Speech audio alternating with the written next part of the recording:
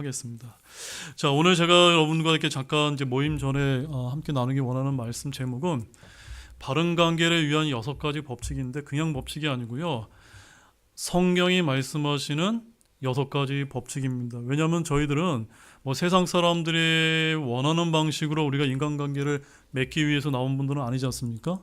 따라서 우리가 이 안에서 어떻게 그러면 무너진 관계를 우리가 회복을 하고 또 우리 그리스도인의 올바른 관계를 지키는지 그 성경 안에서 우리 지혜를 좀 찾고자 하는 측면에서 말씀을 보고자 하는 것이, 여기에는 총 6가지 간단한 법칙을 좀 나누고자 합니다. 아마 여러분들 들으시면 이미 다 알고 계신 내용이지만 한번 우리가 이렇게 말씀을 통해서 정리를 해본다는데 큰 저는 또 의미가 있다고 생각됩니다.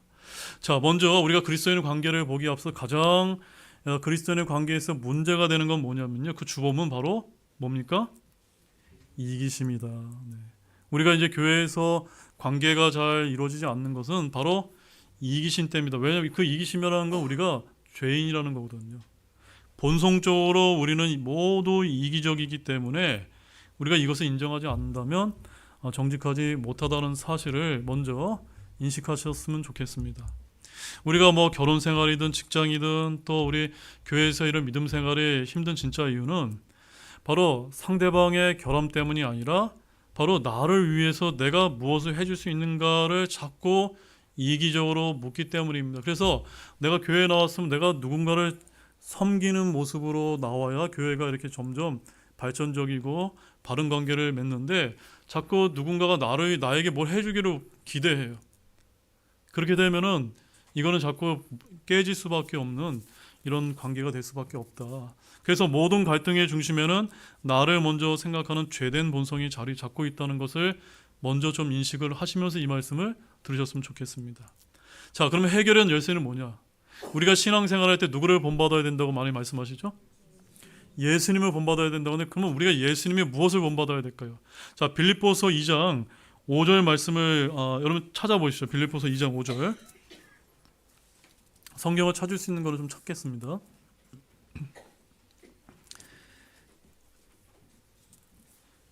자, 빌립보서 2장 5절 말씀을 다 찾으셨으면 우리 같이 또 함께 읽어보도록 하겠습니다. 너희 안에 이 생각을 품으라. 그것은 그리스도 예수님 안에도 있던 생각이니라. 제가 드리는 첫 번째 질문은 너희 안에 이 생각을 품으라고 하는 도대체 이 생각이 뭡니까? 품어야 될 이 생각. 누구의 생각이죠?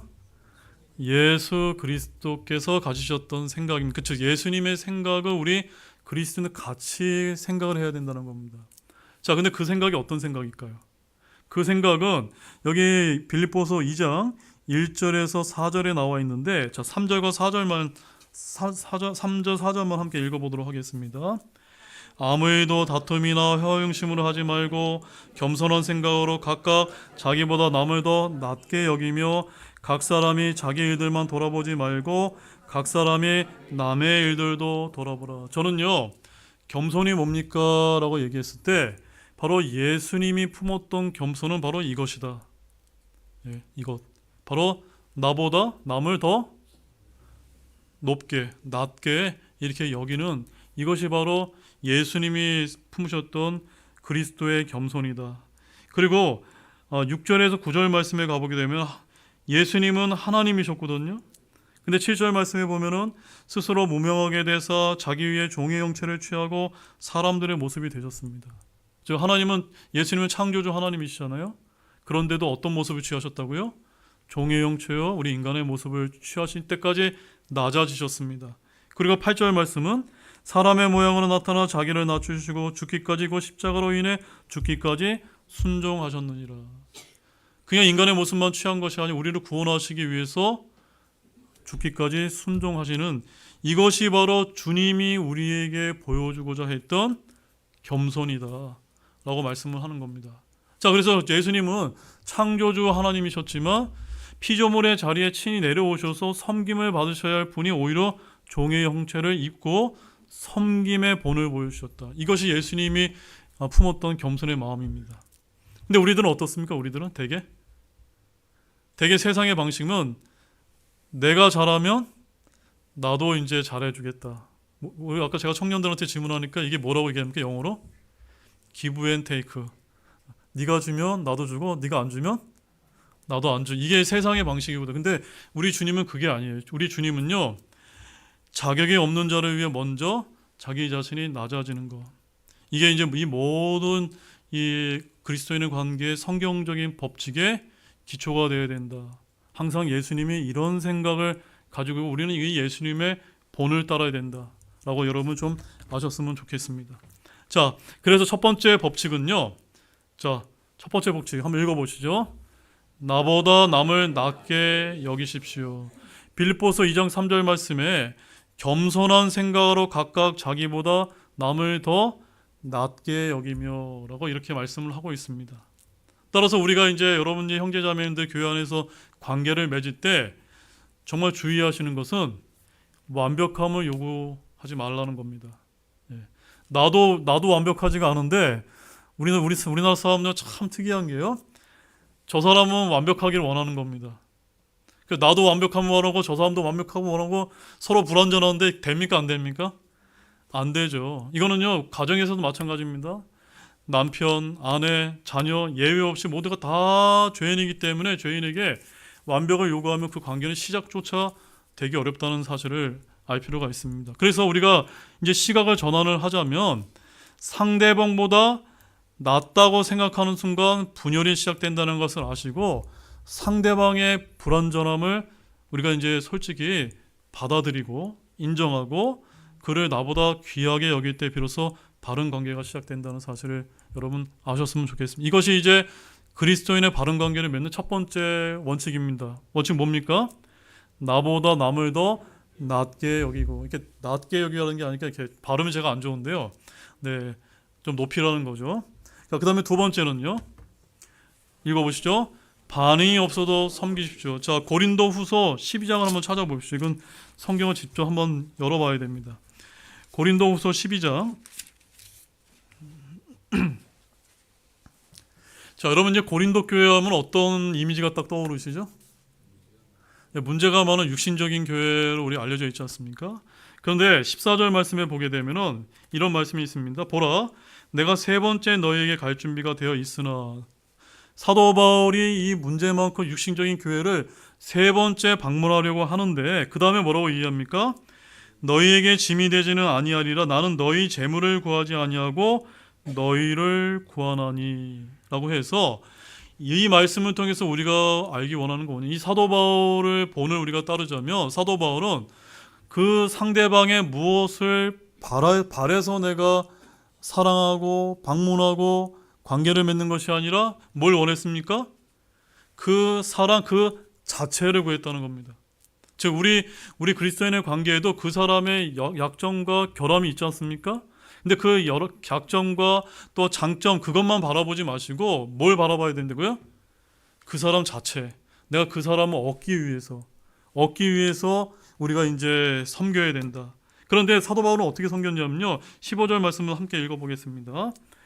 너희를 더욱 넘치게 사랑할수록 내가 덜 사랑받는다 할지라도 나는 너희를 위해 가진 것을 매우 기쁘게 쓰고 나 자신을 쓰리라. 자, 저를 비롯해서 저와 여러분도 한번 이 말씀에 한번 비춰보시기 바랍니다. 우리는 어떻게 우리 자신을 쓰기를 원하죠? 당신이 나한테 이렇게 쓰면 나도 똑같이 쓸게 라고 하지 않습니까? 근데 사도 바울이 말씀을 통해 우리에게 말씀하는 것은 내가 조금 사랑받지 않는다 할지라도 난 당신 자체를 얻기를 원하기 때문에 내가 나의 시간도 쓰고 나의 마음도 쓰고 나의 물질도 쓰겠다. 내가 우리 고린도 교회 그 문제 많은 고린도 교회를 너무너무 사랑하기 때문에 내가 덜 사랑받더라도 내가 나 자신을 이렇게 섬기겠다, 쓰겠다. 이것이 바로 이제 두 번째 법칙입니다. 즉 반응이 없이도 대가가 없어도 내가 섬기겠다라고 이제 이야기를 하고 있는 것입니다.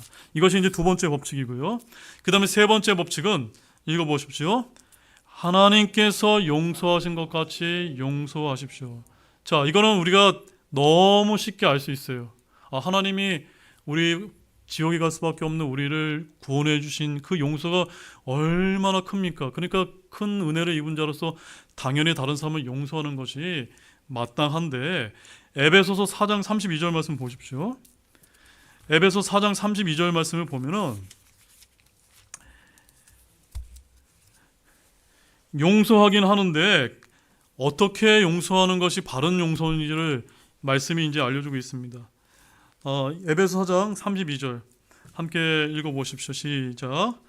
서로 친절히 대하며 상냥한 마음을 품고 서로 용서하기를 하나님께서 그리스도로 인해 너희를 용서하신 것 같이 하라. 그러니까 제가 이거를 좀 쉽게 알아듣게 말씀드리면, 하나님이 용서라고 했으니까 내가 너 용서해 이렇게 하는 게 아니고, 어떻게 용서해야 된다고요? 친절하게 대하고 상냥한 마음을 주고 진심으로 이렇게 용서해 줘야 된다. 겉으로만 이렇게 그 용서하는 게 아니라 마음을 다해서 이렇게 용서를 우리가 표출해야 된다. 왜냐하면 우리는 억울한 말, 무시, 재정적인 손해, 내가 감정적인 상처를 입을 때 남을 잘 용서하지 못할 때가 많이 있는데, 우리 예수님 한번 생각해 보시죠. 예수님 구타당하시고 우리 때문에 가시관을 쓰셨고 채찍질 당하시고 십자가의 죽음을 당하셨는데, 우리가 받은 용서의 크기를 생각한다면 도저히 용서 못할 사람은 없다는 이런 생각을 우리가 가져야 된다고 믿습니다.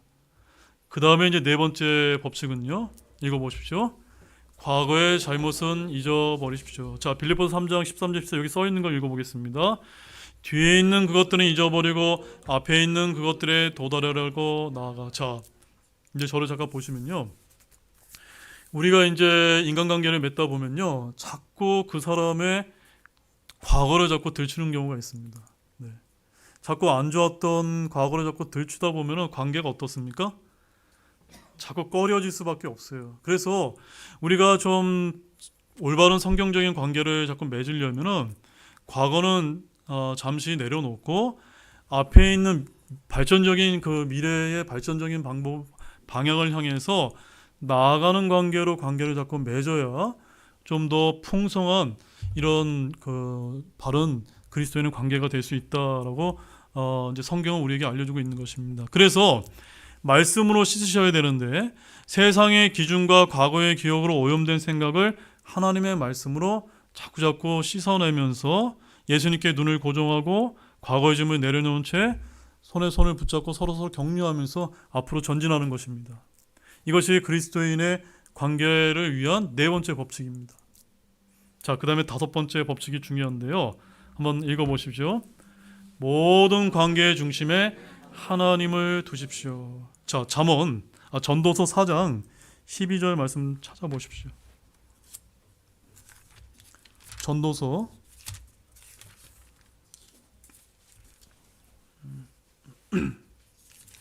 4장 12절. 자, 다 찾으셨죠? 전도서 4장 12절 같이 읽어보겠습니다. 어떤 사람이 그를 쳐서 이기면 두 사람이 그 사람과 맞서리니 세 겹줄은 빨리 끊어지지 아니하느니라. 자, 여기서 이제 주장하고 있는 내용은 뭐냐면요, 두 사람보다는 세 사람이 뭉치면 훨씬 더 강력하다라고 이렇게 말씀하면서, 특별히 여기서는 삼각형을 얘기합니다. 삼각형, 즉 삼겹줄. 그런데 예를 들어서 우리 부부 관계를 한번 보겠습니다. 남편과 아내와의 이 둘만의 관계로는요, 뭔가 부족할 수 있다는 겁니다. 여기에 누가 중심에 있어야 된다는 겁니까? 하나님을 중심에 두게 되면 아주 탄탄한 관계가 될 수 있다는 겁니다.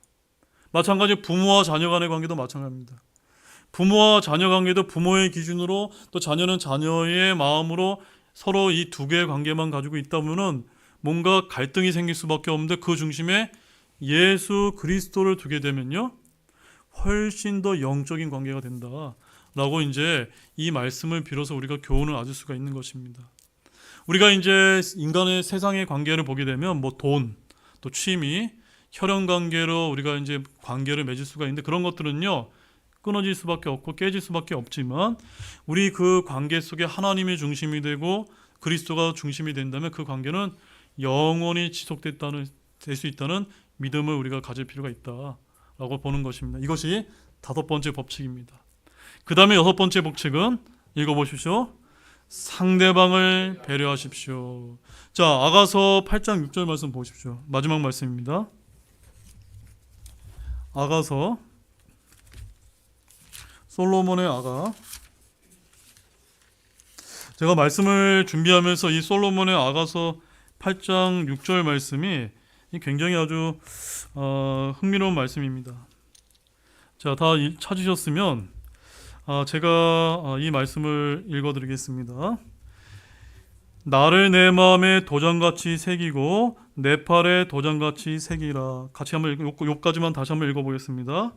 나를 내 마음에 도장같이 새기고 내 팔에 도장같이 새기라. 이게 무슨 말이냐면요, 마음은 감정을 뜻하고 팔은 활동을 이제 상징한다고 이렇게 생각해 보시면, 내 마음에 나 자신의 감정을 새기는 게 아니고, 또 내 팔에, 즉 내 활동에 나의 활동만 새기는 게 아니라, 성경은 지금 뭘 새기라고 말씀하고 있습니까? 내 마음에 상대방의 감정을 새기고 내 팔에 상대방의 활동을 심으라는 거. 즉 무슨 말씀이냐면 상대방을 배려하는 겁니다. 예를 들어서 이제 부부가 있는데 남편은 낚시를 좋아하고 부인은 이제 쇼핑을 좋아합니다. 근데 서로 이제 배려를 하지 못하면 어때요? 이게 싸울 수밖에 없잖아요. 그런데 남편이 내가 낚시를 좋아하지만 부인을 위해서 쇼핑을 같이 가주려고 하는 이 배려의 마음이 있으면, 제가 아까 청년부 때도 얘기했는데 저도 쇼핑하는 게 굉장히 피곤하지만 그냥 백화점에 가서 앉아있으면 되지 않습니까? 쇼핑 끝날 때까지. 이렇게 내 마음과 팔에 상대방을 심으라. 이러면 그 관계가 굉장히 아주 긍정적인 발전으로 될 수 있다 라고 이렇게, 이것이 이제 제 얘기가 아니라 성경이 이제 우리에게 알려주는 지혜의 말씀이다 라고 이렇게 이제 보는 것입니다. 그래서 여러분 이제 나눠드려 이제 보십시오. 종이를 보게 되면 바른 관계를 위한 6가지 법칙. 첫 번째 1번 뭡니까? 자신을 낮추라. 남을 나보다 낮게 여기는 겁니다. 두 번째, 반응을 기대하지 말라. 대가 없는 섬김이 진정한 사랑입니다. 세 번째, 용서하라. 그리스도께서 나를 용서하신 것 같이 하십시오. 네 번째, 과거를 잊으라. 즉 말씀으로 생각하시고 앞을 향하게 전진하십시오. 다섯 번째, 하나님 중심. 즉 세겹주는 끊어지지 않는데 모든 관계 중심에 하나님을 두는 겁니다. 여섯 번째는요, 배려하라. 감정과 활동을 누구에게 맞추라고요? 나가 아니라 상대방을 맞추게 되면 관계가 지속될 수 있다. 이게 이제 성경적인 바른 관계를 위한 6가지 법칙을 오늘 제가 여러분들에게 이제 말씀을 드렸습니다. 그리고 맨 마지막에 한번 읽어보시죠. 맨 밑에 가장 소중한 것을 놓치지 마십시오라고 하면서 무덤 앞에서 그 부분을 같이 한번 읽어보겠습니다. 무덤 앞에서 우리가 깨닫게 될 유일한 진실은 돈이나 성공이 아니라 사랑하는 사람들과의 관계가 가장 중요했다는 사실입니다. 너무 늦기 전에 오늘 이 법칙들을 당신의 삶에 적용하십시오. 마지막으로 제가 이제 드리고 싶은 말씀은요, 우리가 진짜 지금 당장을 생각하게 되면 돈이 많은 사람, 지위가 높은 사람, 이런 사람하고 내가 관계를 맺는 것이 훨씬 더 나한테 유리한 것처럼 보이지만요, 결국 내가 죽음을 목전에 앞두고 있다면요, 내 옆에 누가 있기를 원할까요? 사랑하는 사람들이 내 옆에 있는가? 이게 제일 중요하지 않습니까? 따라서 오늘 이 바른관계 6가지 법칙을 한번 곰곰이 생각하시면서 우리 예수님의 피로 맺어진 우리 그리스도인의 이 관계가, 사랑하는 사람들과 관계가 소중하다는 사실을 깨달으시고 이것을 놓치지 않는 저와 여러분이 되기를 원합니다. 자, 기도하고 우리 그럼 조별 모임을 갖도록 하겠습니다. 잠시 기도하시겠습니다.